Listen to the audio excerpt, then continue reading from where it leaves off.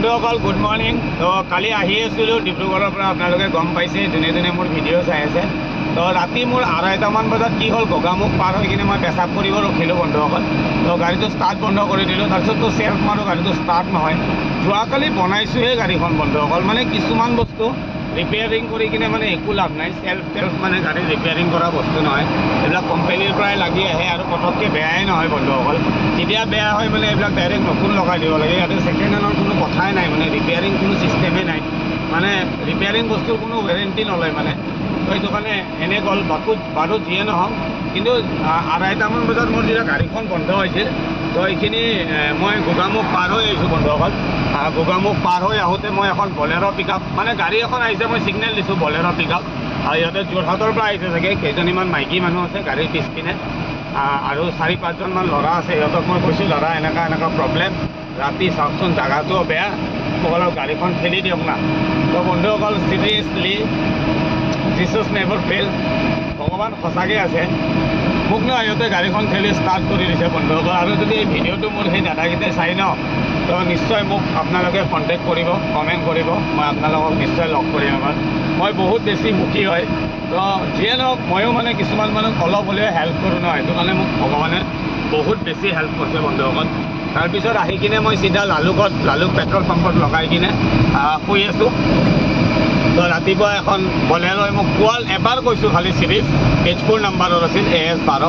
তো দাদাজনে মোক কোৱাৰ লগে লগে ৰছী লগাই গাড়ীখন টানি দিছে বন্ধুসকল। মই কৈছোঁ কিবা এটা খৰচা দিম, কৈছে একো খৰচা নালাগে বুলি কৈছে, মই ড্ৰাইভাৰক হেল্প কৰিব লাগিবই বুলি কৈছে।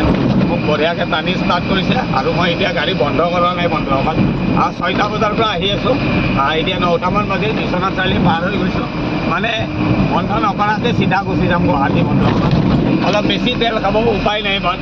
আৰু মানে চেল্ফ ৰিপেয়াৰিং কৰা মই ধান্দা নকৰোঁ মানে। খালি অফিচৰ পইচাটো মই এনেই লোৱাৰ নিচিনা হৈছে বন্ধুসকল। মোৰ বহুত বেছি বেয়া লাগিছে, কিন্তু মই একো কৰিবও নোৱাৰোঁ ন, এইবিলাক বস্তুৰ কোনো গেৰেণ্টি নলয়। তো সেইটো কাৰণে মানে বন্ধুসকল গাড়ী ঘোঁৰা মানে বহুত বেছি ডেঞ্জাৰ মানে।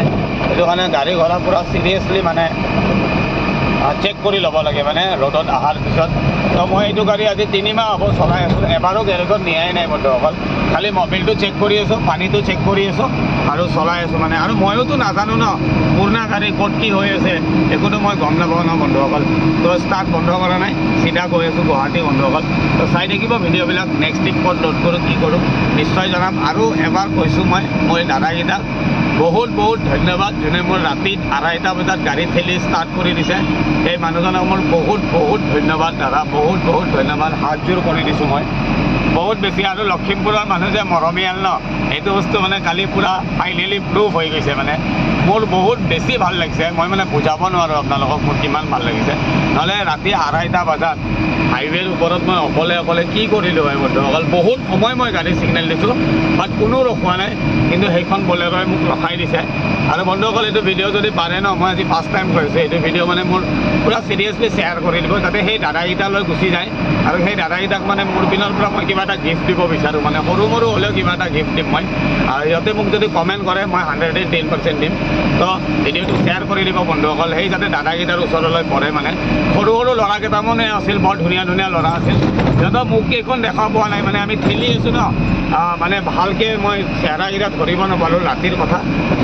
যোনজন দাদাই ৰখাইছে সেইজন দাদাই ষ্টাৰিঙত বহি কিনে গাড়ীখন, মই ঠেলিছোঁ, সি ষ্টাৰিঙত বহি কিনে ষ্টাৰ্ট কৰি দিছে বন্ধুসকল, আৰু এক ঝটকাতে হৈ গৈছে। তো বহুত বেছি ভাল লাগিছে বন্ধুসকল। তো চাই থাকিব ভিডিঅ'বিলাক, নেক্সট ট্ৰিপ ক'ত লোড কৰোঁ, কি কৰোঁ আপোনালোকক নিশ্চয় জনাম।